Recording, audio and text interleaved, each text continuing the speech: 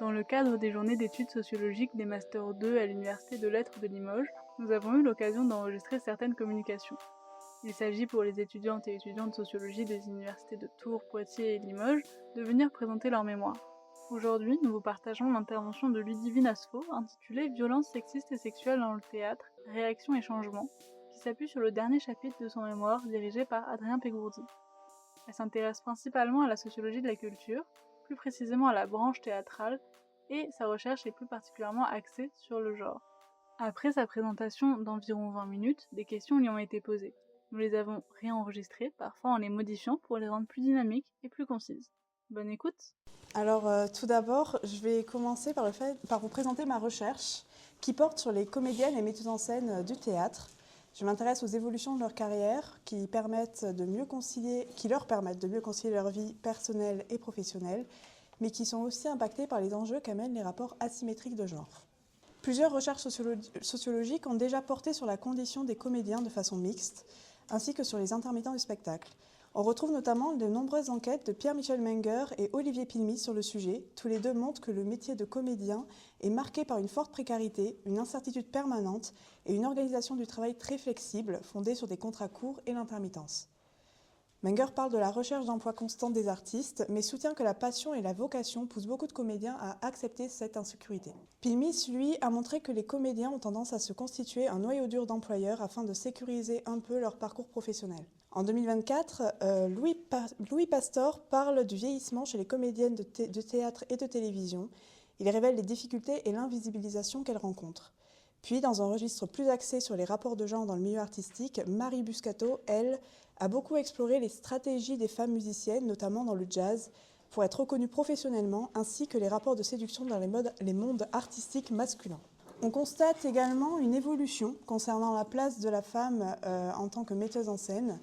Reine Pratt, haute fonctionnaire française agrégée de lettres et inspectrice générale honoraire de la création, des enseignements artistiques et de l'action culturelle au ministère de la Culture, écrit un rapport en 2006 révélant une exclusion spatiale des metteuses en scène, au théâtre surtout, qui n'existent et n'exercent à cette époque qu'en dehors de la capitale. Aujourd'hui, l'Association des centres dramatiques nationaux montre que le pourcentage de femmes à la direction des CDN est passé de 12 à 46%, ce qui est une amélioration nette, même si les femmes restent minoritaires au sein de ces postes de pouvoir. Dans ma recherche, je cherche à comprendre comment les carrières artistiques de ces femmes sont impactées par leur genre, ainsi que par les dominations masculines présentes dans le milieu théâtral. Pour cela, j'enquête auprès des comédiennes et metteuses en scène appartenant à plusieurs générations, donc de la vingtaine à la soixantaine. Je cherche à savoir concrètement qui sont ces femmes et quelles sont leurs difficultés quotidiennes en tant que femmes artistes. J'étudie les formes de domination, leurs réactions face à ça, les conséquences du MeToo sur leur carrière, qu'elles soient individuelles ou collectives. À partir de là, je forme l'hypothèse que la domination masculine se retrouve dans les métiers du spectacle, qui sont des métiers d'image. Elle est donc aussi présente au théâtre. Il y a donc des situations de violence sexistes et sexuelles témoignées par ces femmes. Pour se défendre et lutter quotidiennement contre ces violences, elles mettent en œuvre des formes d'organisation du théâtre spécifiques. Celles-ci peuvent choisir de ne travailler que sous forme d'entre-soi féminin, ce qui leur permet de rester dans un environnement sécurisé tout en faisant travailler d'autres femmes. Pour tester ces hypothèses, je travaille par entretien et bibliographie, donc c'est une enquête plutôt qualitative. Les entretiens effectués sont souvent, mais pas exclusivement, réalisés par visioconférence. Les raisons de ce dispositif est d'abord pratique, car les comédiennes et metteuses en scène sont souvent en déplacement, comme ça a été le cas avec une metteuse en scène de 65 ans, avec qui j'ai eu un entretien pendant qu'elle était en tournée. Donc c'était plutôt pratique. Cela demande également de se rendre disponible parfois tard le soir ou tôt le matin et de pouvoir aussi accepter des entretiens parfois à la dernière minute. Le dispositif du coup de la visioconférence est fait aussi pour ça. De plus, les entretiens à distance peuvent se révéler plus adaptés pour parler de sujets sensibles comme la violence. C'est ce dont parle l'article L'intime au bout du fil de 2022.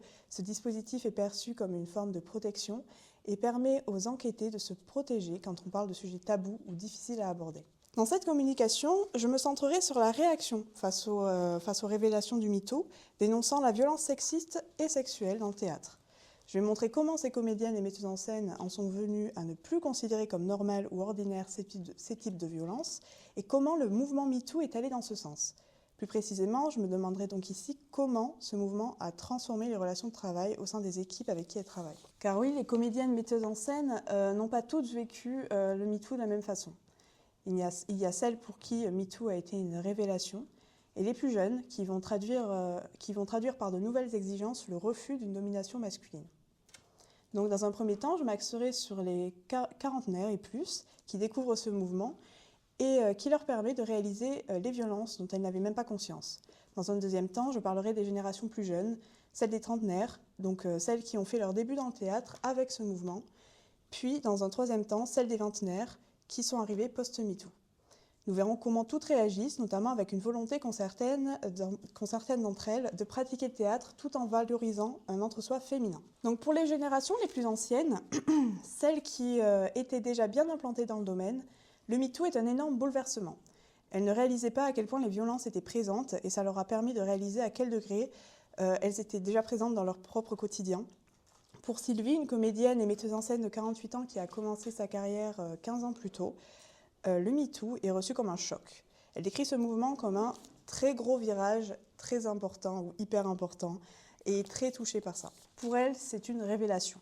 Elle explique qu'avant, il s'agissait de faits singuliers, dénoncés un peu partout dans chaque pays, mais que ce mouvement a réuni toutes ces accusations et en a fait un retentissement mondial, mais surtout regroupé en un seul gros bloc. Pour elle, c'est la libération de la parole pour toutes les femmes, c'est quelque chose de grand, c'est quelque chose de bien. Puis nous avons Catherine, qui a 65 ans et qui est issue de famille paysanne de Corrèze, avec des parents commerçants. Elle débute en tant que comédienne, mais aujourd'hui metteuse en scène. En entretien, elle exprime très clairement le sentiment de décalage qu'elle a ressenti avec ce monde artistique en me disant « je ne suis pas de la bonne classe sociale ». Elle débute le théâtre qu'à l'âge de 24 ans auprès d'une compagnie en tant que comédienne. La croyance de ne pas être de la bonne classe sociale l'a amenée à s'auto-exclure de certains espaces. Et cette croyance est nourrie non seulement par le fait que sa famille, qui du coup est d'origine paysanne, sa famille rejette en fait ces pratiques culturelles perçues comme légitimes, parce que du coup elles s'éloignent de plus en plus de leurs origines sociales. Et puis de notre côté, il y a ses pairs dans le théâtre qui lui font ressentir ce décalage, car eux-mêmes proviennent de milieux issus de milieux avec beaucoup de capital culturel. Donc, ce qui contribue à renforcer une intériorisation des hiérarchies qui n'a pas été que sociale, mais aussi genrée. On comprend que Catherine a également intériorisé les rapports de genre inégaux et n'a pris conscience de cette violence que tard dans sa carrière. Mais ce n'est pas directement le mouvement MeToo qui l'a fait réaliser ces violences et qui l'a fait réagir. Ce sont les prises de conscience de sa propre fille, également metteuse en scène et comédienne. Donc elle lui fait réaliser par la suite l'étendue des violences systémiques qu'elle subissait au sein de sa propre profession. En me disant « je ne réalisais pas ce que j'acceptais », je comprends à quel point elle et d'autres femmes de sa génération ont intériorisé tout ça et le véritable bouleversement que ça impliquait dans leur vie.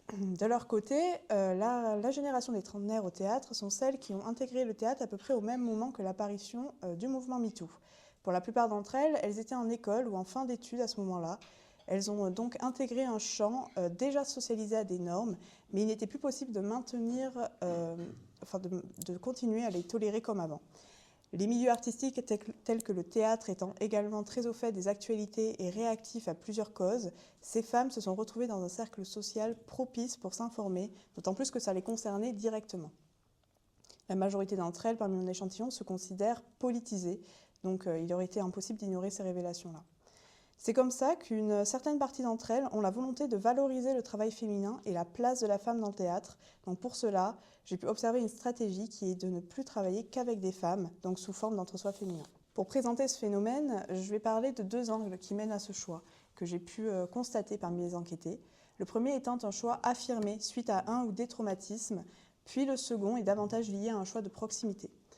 Manon, comédienne et autrice de théâtre de 35 ans, confie avoir arrêté sa carrière de comédienne de ses 24 à 29 ans suite à une accumulation d'expériences et interactions vécues comme traumatisantes. En effet, elle a commencé sa carrière à 20 ans dans le théâtre et le cinéma en tant que figurante, mais a reçu d'innombrables remarques et demandes objectifiantes dans le cadre de son travail.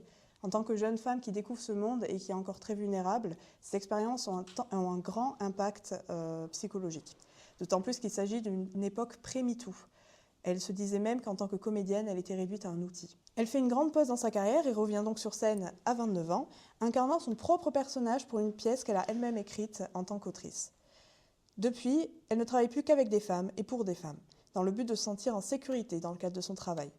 L'entre-soi féminin devient un espace safe, où être comédienne n'est plus être un outil contrastant avec ses expériences dans des équipes mixtes. Pour assurer cette facilité d'exercer entre femmes, elle dit écrire principalement pour des femmes et être contactée par des équipes qui ont déjà principalement fait le choix de ne travailler qu'en entre-soi féminin. Cela crée un cercle vertueux.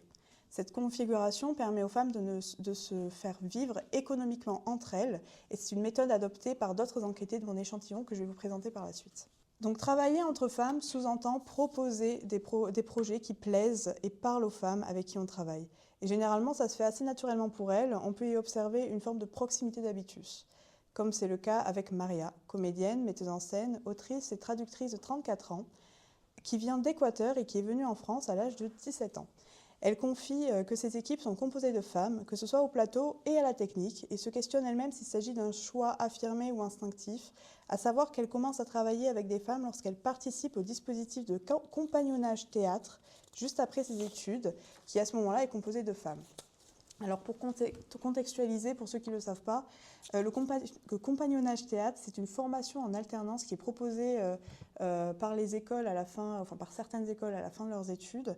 Ça permet en fait une insertion professionnelle, faciliter l'insertion professionnelle. Donc elle, Maria, elle est tombée sur une promotion qui était composée vraiment que de femmes avec seulement un homme. Et en fait, cette promotion-là va créer donc on retrouve des comédiens, des comédiennes, metteuses en scène, autrices, etc. Et donc ils vont créer un projet qui va être rémunéré après. Mais ça permet surtout de créer ses premiers réseaux. Et là, Maria, du coup, ses premiers réseaux professionnels se font auprès de femmes. Elle sélectionne aussi beaucoup de textes écrits par des femmes étrangères afin de les mettre en scène, même sans y prêter attention aux premiers abords. Les sujets abordés de ces textes l'intéressent donc parce qu'ils font écho à quelque chose qui lui parle. Ici, on peut retrouver le principe de proximité d'habitus. Il y a une proximité sociale et identitaire entre elle et les autrices. De notre côté, on a Shana, metteuse en scène de 33 ans, qui choisit ses équipes en fonction de ses projets. Donc elle travaille en entre-soi en fonction de la pièce qu'elle met en scène. Par exemple, pour sa première mise en scène tournée sur des questions de nationalité, elle embauche une équipe mixte constituée de personnes non françaises. Pour sa deuxième mise en scène, tournée sur des questions féministes, son équipe ne se compose que de femmes. Donc pour cette pièce que j'anonymise BF, elle met en scène les contradictions qui peuvent exister à vouloir être belle dans une société où être belle est un devoir. Elle explore la limite entre se faire belle parce que c'est plaisant et se faire belle parce que ne pas l'être est une souffrance. Cette manière de composer ses équipes sur des projets est également une forme de militantisme. En plus d'adapter des pièces divulguant des messages pour une cause, elle embauche des personnes concernées par ces discriminations, souvent peu embauchées par ce milieu, pour incarner plus de cohérence et les soutenir professionnellement. Nous savons que les femmes perdurent plus difficilement dans les métiers d'image. La vieillesse représente un véritable enjeu pour trouver un emploi, surtout compte tenu de la concurrence due au grand nombre de jeunes femmes se lançant dans le théâtre. Dans ce contexte, les entre-soi féminins permettraient alors de contribuer à la survie économique et professionnelle des comédiennes et metteuses en scène. On pourrait supposer qu'il est plus facile d'être embauchée, plus facile de perdurer pour elles dans ce système-là. Mais ce choix fait tout de même problème pour les comédiennes débutantes. Donc la génération des vingtenaires, elle reste éveillée sur le sujet des violences et du système patriarcal qui les engendre. Dans la continuité de la génération avant elles ont conscientisé les comportements spécifiques au genre et ont arrêté de les normaliser. Je le vois notamment avec Louise, une comédienne de 24 ans, qui travaille auprès des hommes, mais n'hésite pas à dénoncer les comportements problématiques qu'elle peut observer, comme le fait que ce sont les hommes qui cassent souvent le décor durant les scènes d'improvisation ou pendant les répétitions. C'est également quelque chose dont témoigne Gaëlle, une comédienne et danseuse de 25 ans, en me parlant du fait que les hommes ont tendance à ne pas contrôler leur force durant les scènes de bagarre. Malgré leurs opinions, elles sont tout de même entravées par la réalité du métier et la nécessité de travailler. Pour les trentenaires ayant décidé de travailler en entre-soi, ce choix n'a jamais été une contrainte, car leurs années d'expérience leur ont permis d'établir un ou des réseaux avant toute chose. Pour les jeunes comédiennes, se professionnalisant après les études de théâtre, ce n'est pas la même chose. la population de jeunes comédiennes étant déjà dense, la concurrence fait rage et sans des noyaux d'employeurs ayant les moyens financiers de les payer, il est déjà difficile pour les jeunes comédiennes de survivre économiquement sans même travailler sous forme d'entre-soi. Tout ce contexte explique pourquoi les jeunes comédiennes ont moins de choix que les comédiennes trentenaires déjà engagées dans leur carrière depuis une dizaine d'années. Et c'est le cas de Gaëlle qui, elle, n'apprécie pas les hommes, que ce soit au travail ou dans sa vie personnelle, malgré ou à cause du fait qu'elle ait 5 frères. Elle peine à survivre économiquement, n'ayant pas accès au régime de l'intermittence par manque d'heures. Sa position de jeune comédienne précaire ne lui permet pas de choisir uniquement de ne travailler exclusivement qu'avec des femmes. Donc pour pallier ça, certains de ses employeurs restent compréhensifs et lui attribuent des rôles impliquant le moins de contact possible avec les hommes. Beaucoup de comédiennes rencontrées comprennent le fait de ne travailler que sous forme d'entre-soi, même celles qui ne s'y conforment pas. Mais pourtant, ça inquiète tout de même l'une d'entre elles, Sylvie, donc la comédienne et metteuse en scène de 48 ans, qui voit ce choix de carrière comme une stigmatisation des hommes, et était très étonnée d'apprendre que ça existait lorsque je lui en ai parlé. Donc elle trouve ça étrange, elle ne comprend pas trop le concept et développe pas plus que ça sa pensée durant l'entretien. Mais le sujet revient une fois l'entretien terminé. Elle me confiera qu'elle trouve ce choix de carrière inquiétant car il rend compte de la tension actuelle entre les sexes de manière générale. Elle me confiera ensuite ses inquiétudes concernant son fils adolescent, ayant peur qu'il soit influencé par les discours masculinistes présents sur les réseaux sociaux. Donc en fait, sa réaction est d'autant plus due à une inquiétude concernant les relations entre les hommes et les femmes de façon générale, plutôt qu'un jugement sur ces femmes qui excluent les hommes et de leur terrain professionnel. Donc pour conclure, on peut rappeler que le MeToo a permis aux femmes du milieu de prendre conscience et donner de la visibilité aux inégalités et violences dont elles faisaient face. Sur le long terme, ça a participé à créer une sororité entre elles.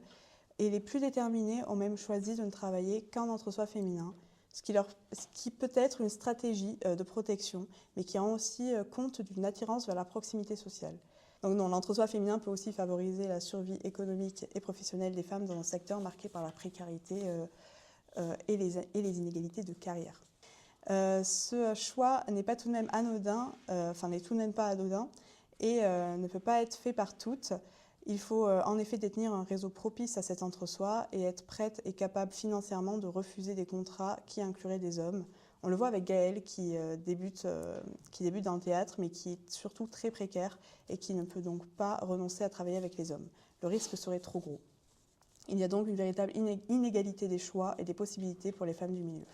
Donc pour approfondir l'enquête, on pourrait se focaliser sur les femmes étrangères et ou non blanches. Les discriminations vis-à-vis des personnes étrangères ou racisées est également un sujet important pour les comédiennes avec qui j'ai pu discuter. J'ai pu discuter avec certaines d'entre elles durant mon enquête, en inclure quelques-unes dans mon échantillon, mais elles restent grandement minoritaires, donc je ne peux pas en faire toute une analyse, j'en parle dans une partie de mon mémoire, mais je ne peux pas en faire toute une analyse comme là je fais avec les femmes de manière générale. Donc ça peut être un sujet, on pourrait se demander comment ces femmes étrangères et ou non blanches survivent économiquement et sont représentées dans le cadre du théâtre professionnel. Merci de votre écoute.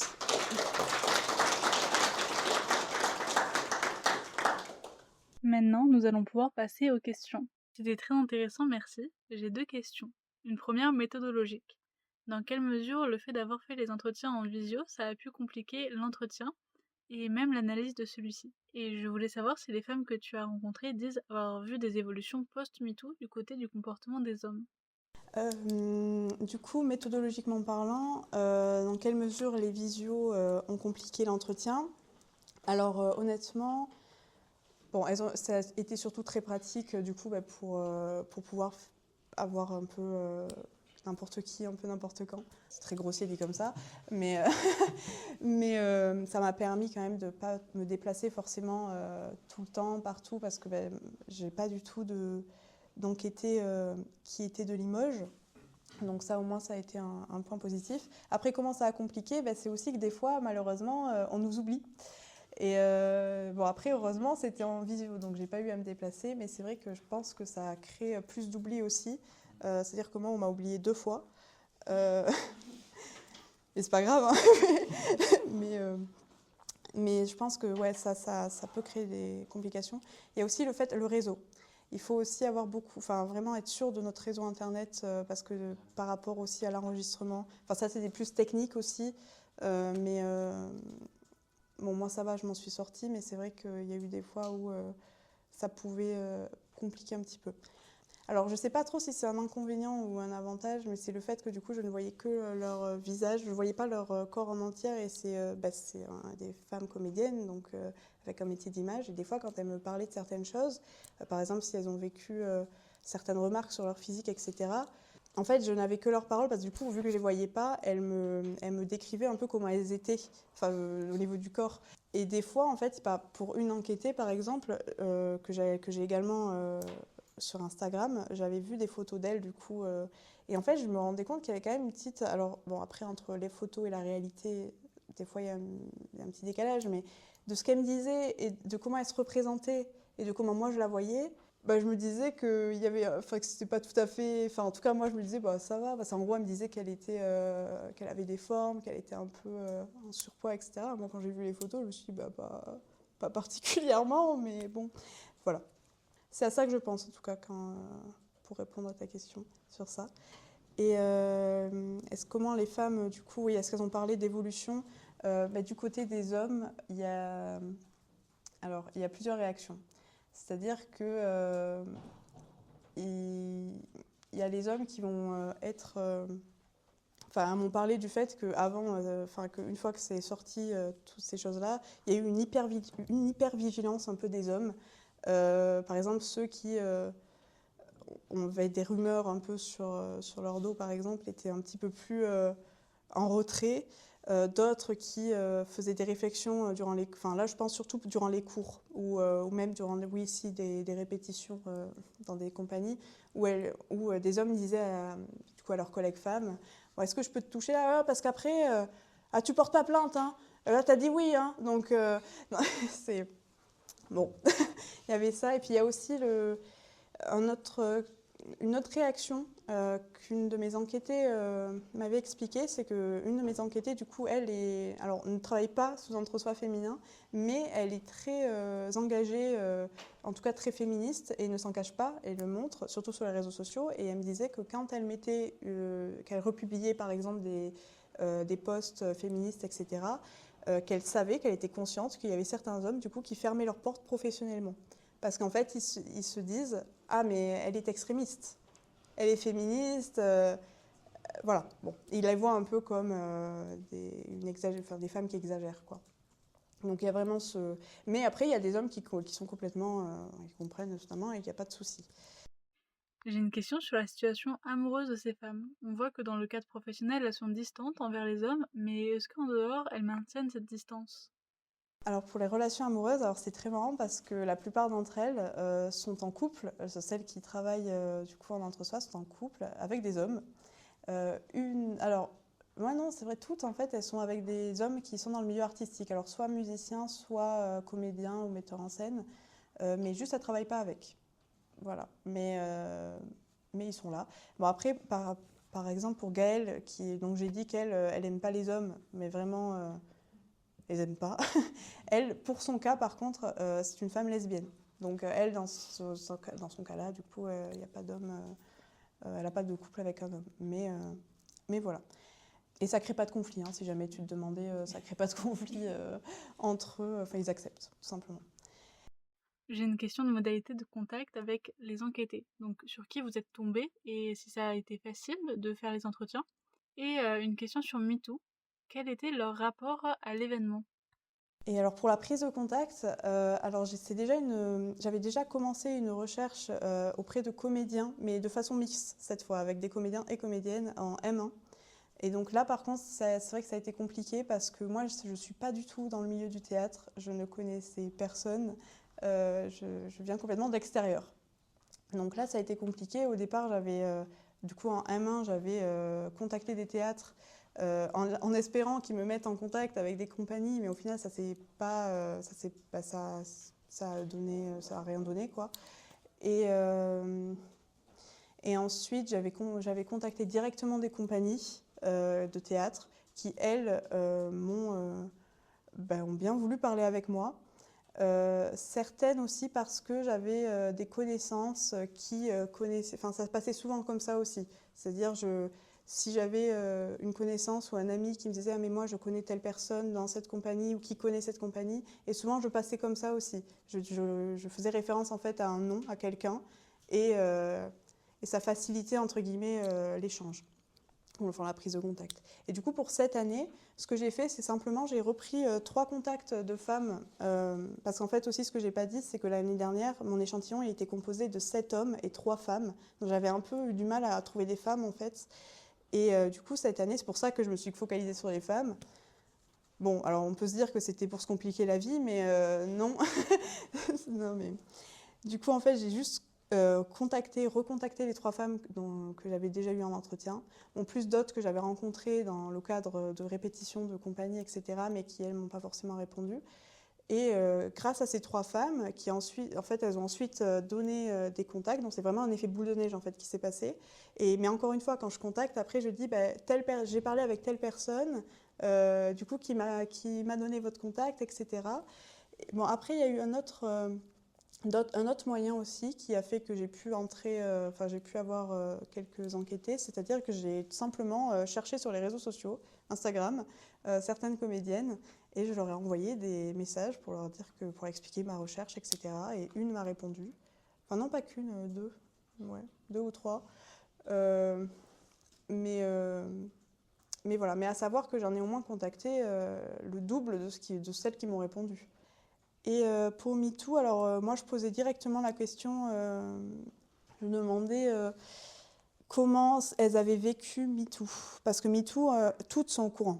Toutes sont au courant, ça a été un gros bouleversement, une grosse affaire entre guillemets. Et donc oui, toutes ont été au courant et toutes ont eu une réaction très forte par rapport à ça. Donc en fait, je leur posais directement des questions par rapport à ça. À savoir que les comédiennes, c'est aussi leur travail parce que quand elles font des pièces de théâtre, etc., elles parlent de causes sociales, donc elles sont habituées en fait à parler de choses de ce type-là, des violences, des agressions, etc. Ça facilitait le dialogue aussi par rapport au MeToo, à ce que ça engendrait, à ce qu'elles-mêmes elles avaient vécu comme traumatisme. Euh, voilà. Et il y a aussi le fait qu'il existe un MeToo théâtre. Donc en 2021, il y a eu certaines comédiennes qui ont lancé le MeToo Théâtre. Il y a d'ailleurs un livre qui est sorti qui recense tous les témoignages du témoignages dans le théâtre autour d'un MeToo. Nous souhaitons remercier Ludivine Asfo d'avoir accepté que nous enregistrions son intervention. Merci à vous pour votre écoute et à bientôt pour un nouvel épisode.